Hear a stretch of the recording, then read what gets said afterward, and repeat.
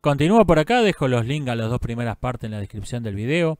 Me preguntan, ¿existe la ropa sin género o es un invento esto?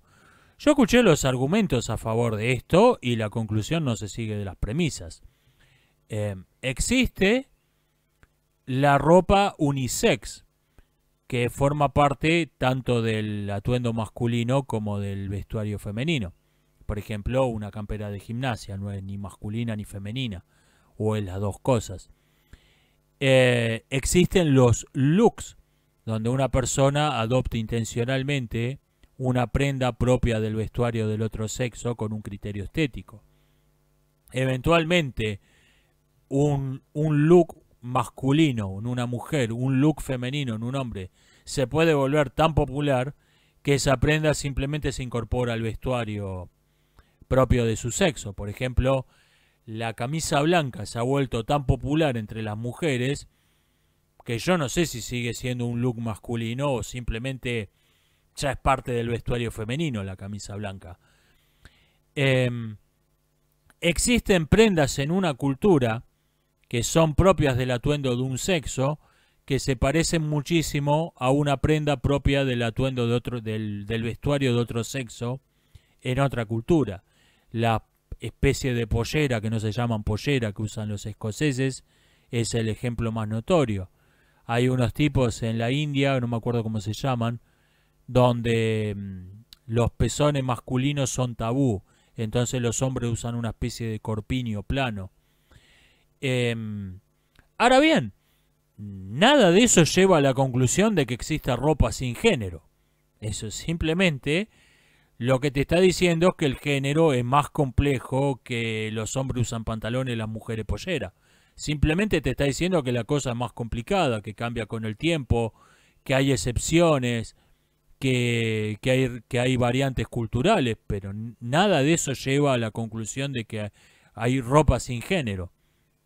Y no me estoy metiendo en el tema de los uniformes, qué es un disfraz, los uniformes son disfraces, no me estoy metiendo en lo más complicado, el tema, la ropa que es apropiada en una clase social no lo es en otra, largos, etcétera. El tema del vestido es muy complejo, pero nada de esto lleva a hay ropa sin género. Es más, quienes defienden esto, que no es la primera vez que toco este tema, quienes defienden esto no me pudieron citar un solo ejemplo válido de ropa sin género. No me pudieron citar un solo ejemplo válido de ropa sin género. Mira, esto, corbata de 3 colores, esto es ropa sin género. No me pudieron citar un solo ejemplo. Un solo ejemplo real, ¿no? Que no sea algo confuso, como ropa unisex. Sí, desde luego que existe ropa unisex. Otro caso lo encontramos en esos consejos. ¿Cómo escribir personajes femeninos? Uno que repiten todos, es un consejo que repiten todos, es escribir personajes sin género y después decidir si van a ser hombres o mujeres. ¿Perdón? ¿Cómo habla una persona sin género? ¿Cómo se comporta? ¿Cuál es su rol social? Y viendo en la práctica lo que hace el que inventó esta regla, escribir personajes sin género y después decidí que van a ser el autor de Game of Thrones. Ok, vamos a ver Game of Thrones, a ver cómo es esto llevado a la práctica. Lo que significa escribir personajes sin género es escribir personajes masculinos y después llamarlo Josefa. Esto es escribir personajes sin género. Repito, el ejemplo de cómo escribir personajes femeninos es Game of Thrones, y yo creo que es lo peor que tiene Game of Thrones. Los personajes femeninos están horriblemente mal escritos. Son hombres representados por actrices. Y este es el que lo ponen de ejemplo. Esto es lo que llevó la regla de escribir personajes sin género y después decidir qué van a hacer. Dije que desconfío de la gran propiedad, que hay que defender la pequeña propiedad privada, sí. Y me preguntan hasta qué punto, hasta qué límite debe poder crecer una empresa y cuándo ya deja de ser recomendable. Cuando el límite entre la empresa y el mercado se empieza a volver difuso. Ejemplo, Amazon, que es el ejemplo más obvio. Amazon es una empresa que creció demasiado. Porque no sabemos dónde termina la empresa y dónde empieza el mercado. Y esto, obviamente, va en contra del libre mercado. Esto no es el triunfo del libre mercado, esto va en contra del libre mercado. En vez de haber un monopolio estatal, hay un monopolio que lo tiene una empresa que obviamente va a tener vínculos con el Estado. Llámalo como quieras. No me gustan los monopolios en sí mismos. Y el monopolio es esto, el monopolio consiste en que una empresa se vuelve indistinguible del mercado. Esto es el monopolio. No necesariamente tiene que ser una empresa estatal.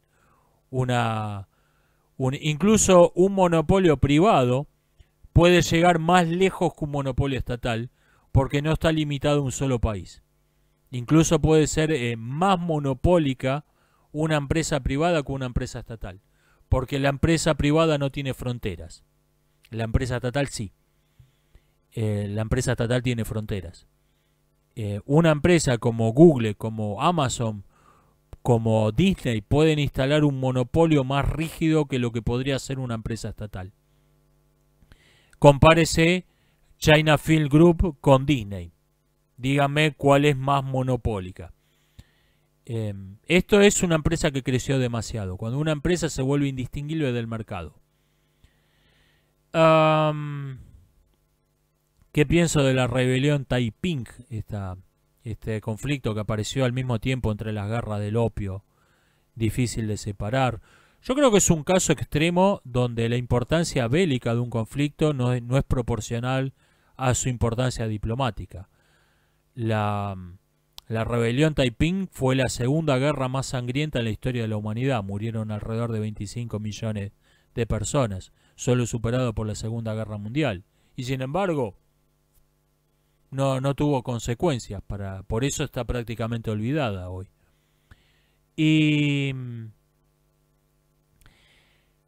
el otro extremo es el caso de la Guerra de Corea, que señalaba el diplomático Paul Nitze, señalaba como el caso extremo donde la importancia diplomática fue incomparablemente mayor a la importancia militar. Militarmente la Guerra de Corea fue una nota a pie de página de la Segunda Guerra Mundial. Fue un apéndice, un añadido. Diplomáticamente tuvieron la misma importancia. El mundo de la segunda mitad del siglo XX, incluso en parte el mundo de hoy, con su Organización de las Naciones Unidas como el órgano de la diplomacia, con su Consejo de Seguridad y su Asamblea General, la división del mundo en dos bloques con el Pacto de Varsovia y la OTAN, le deben tanto a la Guerra de Corea como a la Segunda Guerra Mundial. O sea, diplomáticamente tuvieron más o menos la misma importancia. Militarmente no. Militarmente Corea fue, ok, otra guerra más. Corea fue una nota al pie de página de la Segunda Guerra Mundial, pero diplomáticamente estuvieron ahí. Tuvieron las dos la misma importancia. Bueno, la rebelión Taiping fue lo contrario. Militarmente fue una carnicería. Fue más sangrienta que la guerra del 14. Y diplomáticamente fue totalmente irrelevante. No dejó consecuencia, no tiene, en el mundo de hoy no dejó ninguna consecuencia. Me comentan que Melancolía es una de las pocas películas donde el fin del mundo es provocado por un choque de planetas, que esto no es frecuente para nada en el cine. Es verdad, es raro que el mundo se acabe por un choque de planetas. Yo creo que se debe a que si el mundo se va a terminar porque chocan los planetas, el mundo se tiene que terminar. No puede haber héroes destruyendo un asteroide y salvando al mundo. No puede haber una pareja de sobrevivientes estilo Adán y Eva escondidos en alguna cueva que van a repoblar el mundo. No, Si van a chocar los planetas, tu película sobre el fin del mundo tiene que terminar con el fin del mundo. Y yo creo que por esto no lo elige casi nadie como el mecanismo, porque en realidad las películas sobre el fin del mundo casi nunca son sobre el fin del mundo. Casi nunca se termina el mundo. Son catástrofes donde muere el 99% de la humanidad o más, pero no son el fin del mundo. Por ejemplo, todas las películas de zombies. Bueno, hay sobrevivientes. Los sobrevivientes están peleando contra los zombies.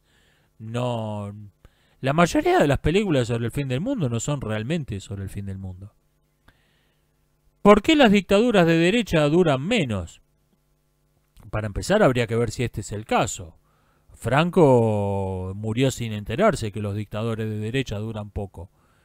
Israel, el Estado de Israel tiene 80 años y contando. El apartheid en Sudáfrica duró varias décadas, no conozco la fecha exacta. Y por el contrario, fue la maravillosa sociedad inclusiva, tolerante para todos y para todos, presidida por el asesino de niños Nelson Mandela, la que duró un parpadeo, duró 20 tantos años y se colapsó. Así que para empezar habría que discutir el hecho. Y supongamos por hipótesis que usted tiene razón. No, habría que hacer un trabajo estadístico en serio, ver cuánto duran, juntar las principales dictaduras de izquierda, las principales dictaduras de derecha, ver cuánto duraron en promedio cada una. Pero supongamos por hipótesis que usted tiene razón, que las dictaduras de derecha duran menos. Yo creo que la razón más sensata para esto es que las dictaduras de derecha son incoherentes con los principios. Esta es la razón. La dictadura de derecha necesita una excusa para imponerse y se presenta a sí misma como un régimen provisional. Después, esto es algo provisorio. Después va a venir el verdadero régimen político. Lo cual, desde el vamos le estás diciendo a los ciudadanos: hey, ¿para cuándo? El régimen provisional ya tiene 5 años, ¿para cuándo? En cambio, las dictaduras de izquierda son lo que se supone que son. No son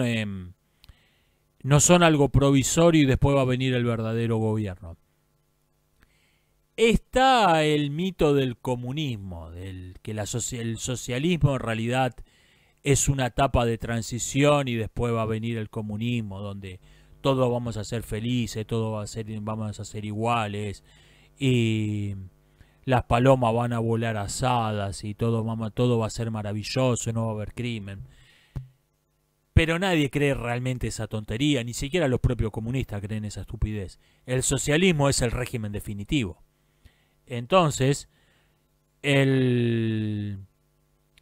por ejemplo, el Partido Comunista Chino está festejando sus 100 años y vamos a durar otros 100.000 millones de años hasta que nos derroquen.